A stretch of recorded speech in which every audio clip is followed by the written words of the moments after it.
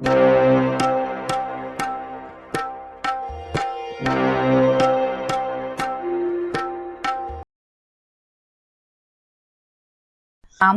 திதியில உங்க வீட்டுல ஒரு குழந்தை வந்து பிறக்குறாங்க அப்படின்னா அந்த முன்னோர்களுடைய கனெக்ஷன் அப்படின்றது வந்து அந்த குழந்தைக்கு இருக்குங்க.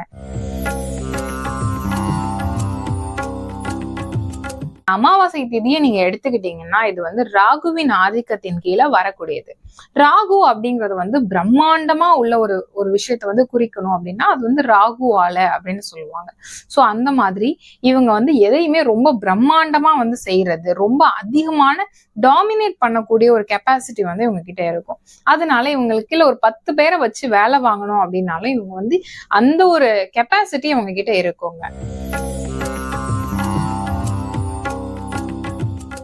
பொதுவாவே இவங்களுடைய ஆரம்ப கால வாழ்க்கை அப்படிங்கிறது வந்து நிறைய கஷ்டங்கள் நிறைஞ்சதாதான் இருக்கும்.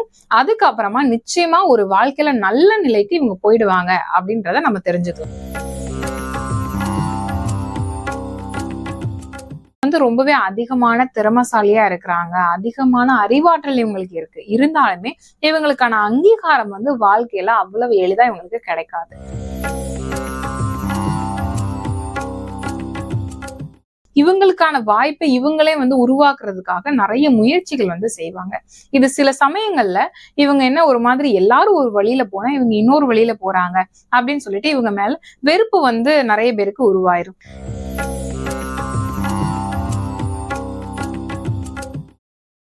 அனைவருக்கும் வணக்கம். இந்த வீடியோ பதிவுல நம்ம என்ன விஷயம் தெரிஞ்சுக்க போறோம் அப்படின்னு பாத்தீங்கன்னா, அமாவாசை அப்படின்னு சொல்லுவோம் இல்லையா? சோ இந்த அமாவாசை அப்படிங்கிறது நம்ம வந்து பொதுவா அமாவாசையில நல்ல விஷயங்கள் எதுவுமே செய்ய மாட்டோம். நம்மளுடைய முன்னோர்களுக்கு ஏதாவது வந்து நம்ம கடமைகள் செய்ய வேண்டியிருக்கு.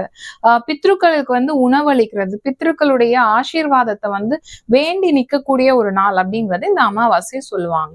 அமாவாசை திதியில உங்க வீட்டுல ஒரு குழந்தை வந்து பிறக்குறாங்க அப்படின்னா அந்த முன்னோர்களுடைய கனெக்ஷன் அப்படின்றது வந்து அந்த குழந்தைக்கு இருக்குங்க.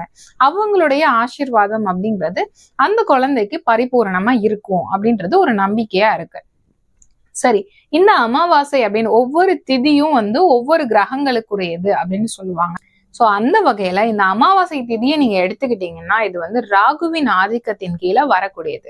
ராகு அப்படிங்கிறது வந்து பிரம்மாண்டமா உள்ள ஒரு விஷயத்த வந்து குறிக்கணும் அப்படின்னா அது வந்து ராகுவால அப்படின்னு சொல்லுவாங்க. சோ அந்த மாதிரி இவங்க வந்து எதையுமே ரொம்ப பிரம்மாண்டமா வந்து செய்யறது, ரொம்ப அதிகமான டாமினேட் பண்ணக்கூடிய ஒரு கெப்பாசிட்டி வந்து இவங்க கிட்ட இருக்கும். அதனால இவங்களுக்கு கீழே ஒரு 10 பேரை வச்சு வேலை வாங்கணும் அப்படின்னாலும் இவங்க வந்து அந்த ஒரு கெப்பாசிட்டி இவங்க கிட்ட இருக்குங்க. பொதுவாவே இவங்களுடைய ஆரம்ப கால வாழ்க்கை அப்படிங்கிறது வந்து நிறைய கஷ்டங்கள் நிறைஞ்சதாதான் இருக்கும். அதுக்கப்புறமா நிச்சயமா ஒரு வாழ்க்கையில நல்ல நிலைக்கு இவங்க போயிடுவாங்க அப்படின்றத நம்ம தெரிஞ்சுக்கலாம். சரி, இந்த அமாவாசையில பிறந்தவங்களுக்கு பொதுவா சொல்லுவாங்க இந்த ஏவல், பிசாசு, பில்லி, சூனியம் இந்த மாதிரி விஷயங்கள்லாம் ஒர்க் அவுட் ஆகாது அப்படின்னு சொல்லுவாங்க. அது இவங்களுடைய இன்னொரு ஒரு தனி சிறப்பு என்ன அப்படின்னு பாத்தீங்கன்னா, ஒரு காரியத்தை வந்து இவங்க ஆரம்பிச்சுட்டாங்கன்னா இவங்கெல்லாம் நினைக்கிற வரை அதுல இருந்து ஓயவே மாட்டாங்க. அதனால எடுத்த காரியத்தை கண்டிப்பா முடிச்சே தீரணும் அப்படின்ற பிடிவாதம் வந்து இவங்க கிட்ட கொஞ்சம் அதிகமாகவே இருக்குங்க. சரி, இவங்க வந்து ரொம்பவே அதிகமான திறமசாலியா இருக்கிறாங்க, அதிகமான அறிவாற்றல் இவங்களுக்கு இருக்கு. இருந்தாலுமே இவங்களுக்கான அங்கீகாரம் வந்து வாழ்க்கையில அவ்வளவு எளிதா இவங்களுக்கு கிடைக்காது. அதனால எல்லா விஷயத்திலயுமே வந்து போராடிதான் அதுல வந்து வெற்றி காண்பார்கள் இவங்க.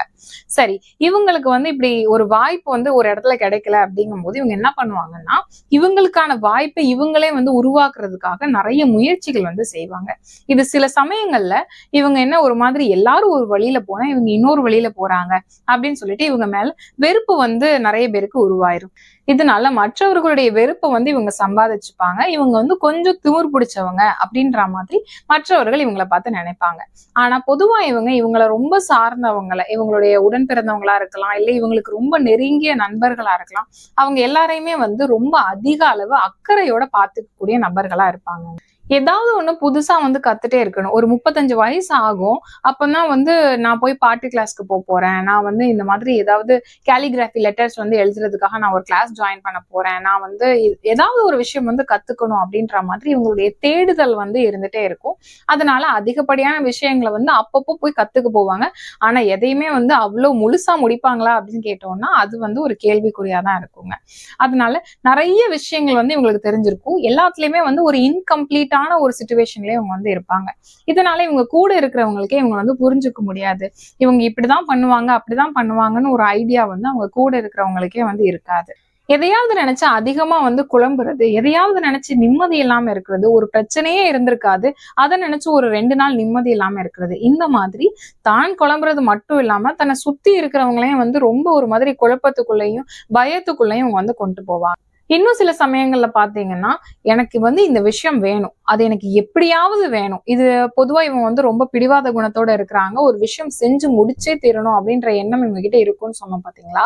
அதனால இவங்களுக்கு ஏதாவது ஒரு விஷயம் வேணும்னா அதை எதையாவது பண்ணி நமக்கு கிடைச்சிடணும் அப்படின்றதுனால சில சமயங்கள்ல ஏதாவது தந்திரங்கள் வந்து கையாளுறது அப்படின்றதையும் ரொம்பவே சிறப்பா செய்வாங்க.